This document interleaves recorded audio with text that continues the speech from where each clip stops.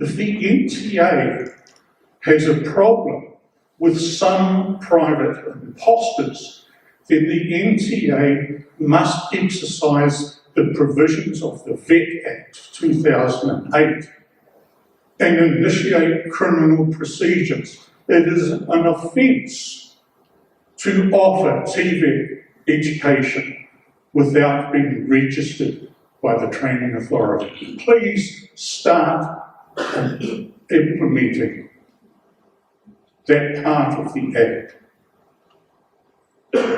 Membership of ATVET. A full member of ATVET must be an institution that is accredited by the NQA or registered by the NTA and in the process of seeking accreditation in terms of full membership. So please, private, public, nah, thank you. When ATVET went to the Light Ministry to introduce itself, we received a very, very warm welcome. But Dr. Van Kent and Dr. Nanda gave ATVET a very, very clear message. Do not come to us with your gripes and your complaints. Come to us with your ideas and your solutions. And AMON, the development of pathways concept was an opportunity for ATVET to actually take heed of what doctors informed us of. It was an opportunity for ATVET to sit down and really nut through some things. And I'm delighted with the slide that we saw, that ATVET's proposal has been well considered by the members of the task force. It took a lot. Initially, and I'm wearing sort of a number of historical hats, but the concept of a sub-framework was automatically seen as a block to articulation progression. We can't have compartmentalised. And I want to thank France for putting up again to remind us all the principles, the objectives of the NQF. It was a long time ago that we were clever in this country, because the NQF, when you look at the principles, when you look at the objectives, it has withstood the passing of time.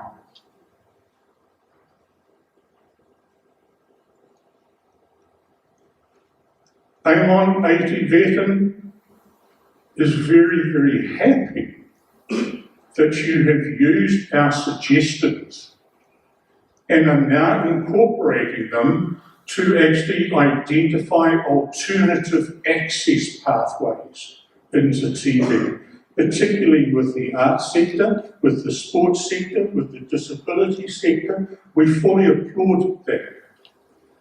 TVET is about using these, not this.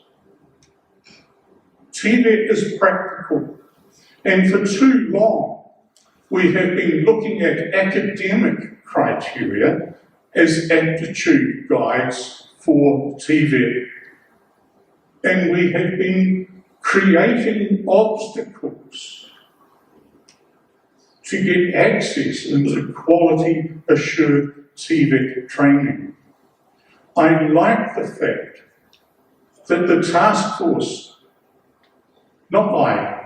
we, ATVET, like the fact that the task force is actually looking at how do we optimise access into TVET? How do we optimise access?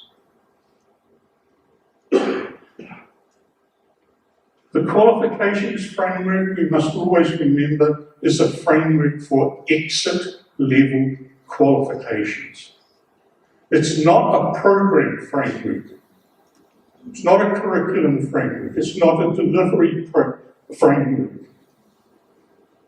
It represents exit level qualifications. How a person graduates with an exit level, that's an entirely different matter. That is covered through the accreditation process. It's a different mechanism. The qualifications framework does withstand the passing of time, but I think it's time in Namibia that we start looking at short-circuiting the system. This concept of a pathway, level 1 to level 10, certificate, diploma, degree, is that not old world? That was 20th century thinking.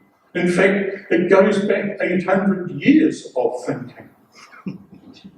This is the 21st century. We need to find a way of getting people skilled. Is articulation, is progression the aim, or is access and acquisition of skills the aim? Access to and the acquisition of skills, is that the aim? Articulation, vital. That's what the NQF is all about, to promote articulation. I was born in a small country. I chose to live in a smaller country. In that small country, last century, the Qualifications Authority set out to develop an articulation policy framework. We failed miserably because we could not get agreement across the subsectors of tertiary education as to what should be happening. The best we could come up with as stakeholders and as the regulator was a commitment that all learners should have an expectation that their learning will articulate. That's the best we could get.